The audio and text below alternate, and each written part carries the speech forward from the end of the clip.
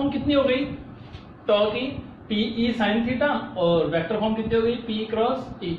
अब इसके बाद हम इसके स्पेशल केसेस की बात करेंगे। स्पेशल केसेस कैसे बनेंगे, एक तो इलेक्ट्रिक फील्ड यूनिफॉर्म या फिर नॉन यूनिफॉर्म हो। सेकंड केस किससे बनेगा, थीटा से। तो सबसे पहले तो हम क्या बात करते हैं कि इलेक्ट्रिक फील्ड तो यूनिफॉर्म ही देने देते हैं और थीटा की वैल्यू चेंज करते हैं। देखते हैं, electric field is uniform and theta is 0 degree. अब थीटा 0 डिग्री पे किस टाइप से होगा देखते हैं। ये होगा इलेक्ट्रिक फील्ड, हमको 0 डिग्री रखना है, मतलब P और E की डायरेक्शन सेम होनी चाहिए। ये होगी इलेक्ट्रिक फील्ड की डायरेक्शन और P की डायरेक्शन अगर यही रखनी है हमको तो इधर रखना पड़ेगा नेगेटिव और इधर क्या रखना पड़ेगा पॉजिटिव, क्योंकि डाइपोल मोमेंट की डायरेक्शन -q से +q होती है। तो हम ये बोलेंगे कि डाइपोल की डायरेक्शन इलेक्ट्रिक फील्ड की डायरेक्शन में ही है। यहां पे जिस डायरेक्शन में E है उसी डायरेक्शन में डाइपोल है, तो इस कंडीशन में थीटा कितना हो गया 0। अब थीटा 0 हो गया तो टॉ कितना हो गया PE साइन 0। तो हम बोल सकते हैं टॉ कितना हो गया 0। इस कंडीशन में अगर हम टॉर्क देखें तो टॉर्क कितना है 0। फोर्स तो पहले से ही 0 था, देख लेते हैं। इस पे फोर्स लगेगा इस डायरेक्शन में QE और इस चार्ज पे फोर्स लगेगा इलेक्ट्रिक फील्ड के अपोजिट डायरेक्शन में -QE। तो net force F + QE -QE, net force भी 0 और नेट टॉर्क भी 0। तो 0 डिग्री एंगल पे 0 डिग्री के एंगल पे टॉर्क 0 होगा और 0 डिग्री के एंगल पे जब डाइपोल प्लेस्ड होगा तो इस कंडीशन को हम बोलेंगे स्टेबल इक्विलिब्रियम।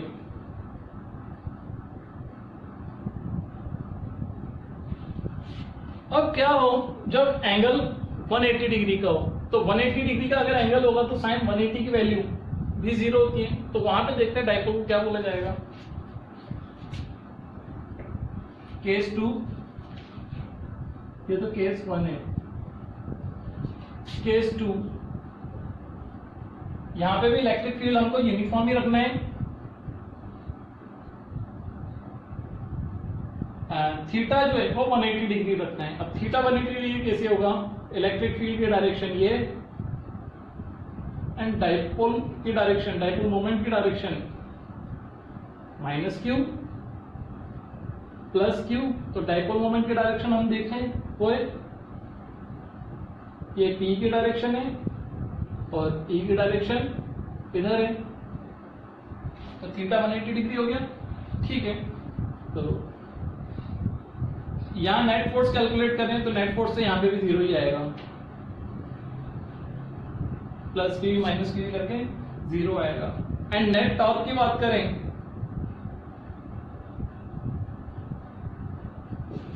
तो वो कितना होगा PE sin 180 = 0।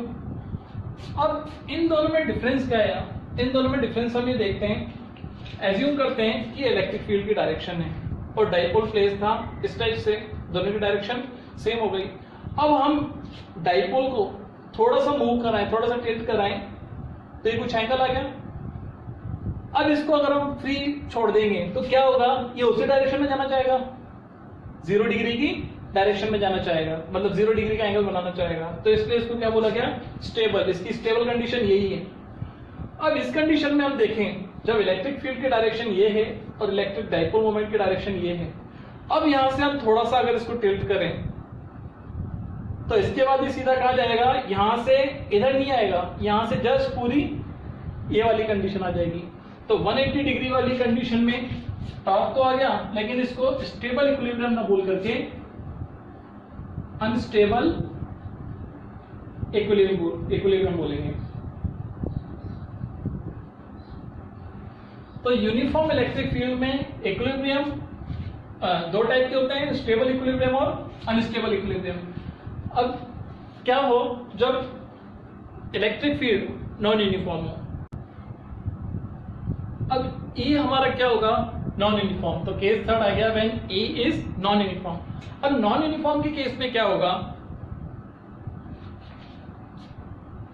कंडीशन देखते हैं किस हिसाब से होगी।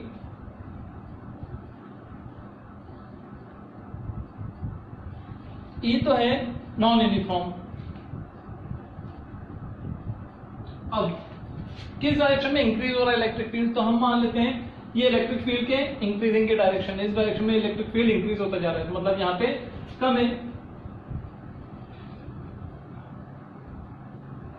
Electric field increasing.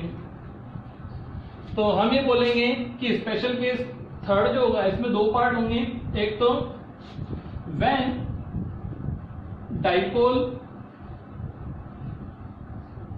is placed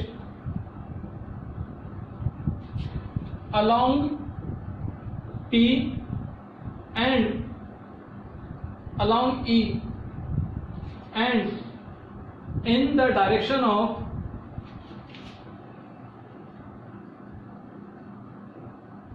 increasing electric field. देखते क्या होता है, इस डायरेक्शन में इलेक्ट्रिक फील्ड इंक्रीज हो रहा है, ठीक है। अब हमको डाइपोल को E के अलाउंग ही रखना है, मतलब थीटा कितना रखना है, 0 ही रखना है।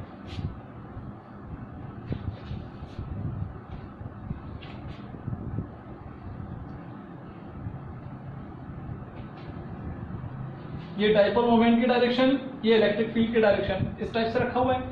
तो हम यहाँ पे अगर नेट फोर्स की कैलकुलेट करें, यहाँ पे जो फोर्स होगा वो ज्यादा होगा और यहाँ फोर्स क्या होगा, कम। क्यों? क्योंकि इस प्लेस पे इलेक्ट्रिक फील्ड ज्यादा होगा और इस प्लेस पे इलेक्ट्रिक फील्ड कम होगा। ये इंक्रीजिंग डायरेक्शन है तो वो डिक्रीजिंग हो गई। तो यहाँ पे जो फोर्स होगा प्लस QE वो ग्रेटर देन होगा। मान लेते हैं यहाँ पे इलेक्ट्रिक फील्ड E1 है और वहां पे इलेक्ट्रिक फील्ड कितना होगा, तो नेगेटिव साइन और पॉजिटिव साइन तो डायरेक्शन को बता रहे हैं। प्लस QE1 ये वाली डायरेक्शन, माइनस QE2 वाली डायरेक्शन, बट इसकी वैल्यू ज्यादा है तो नेट फोर्स की डायरेक्शन क्या होगी, तो हम ये बोलेंगे dipole will move in the direction of increasing electric field, electric field. ये इसका A पार्ट हो गया। इसका B पार्ट भी देखते हैं क्या है। When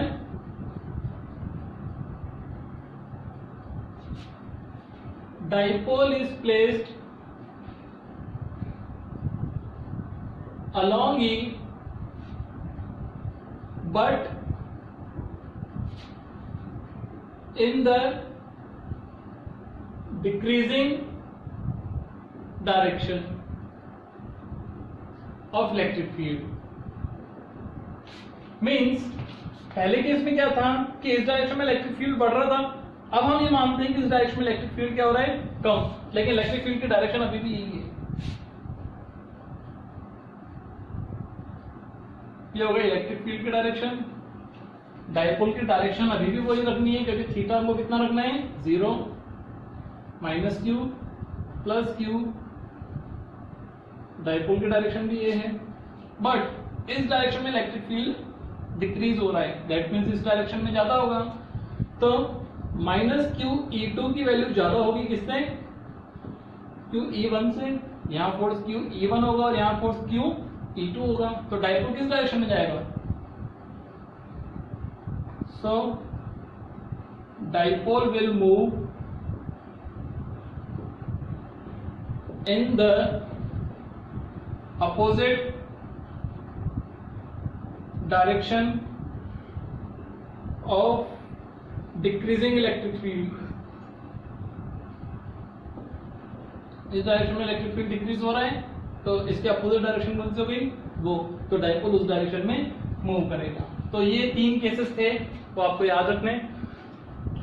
फर्स्ट केस में हम एक और चीज बोल सकते थे कि थीटा की वैल्यू 90 डिग्री हो, उस कंडीशन में टॉर्क जो होगा वो मैक्सिमम होगा।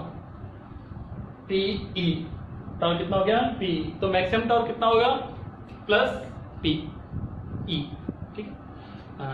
ये टॉपिक यहीं पे खत्म होता है। अब हम एक लास्ट टॉपिक और करेंगे डाइपोल से रिलेटेड, कि डाइपोल को जब इलेक्ट्रिक फील्ड में रखेंगे तो उसमें कितना वर्क या कितनी एनर्जी स्टोर होगी उसका, वो कल देखते हैं। आज इतना ही, थैंक यू।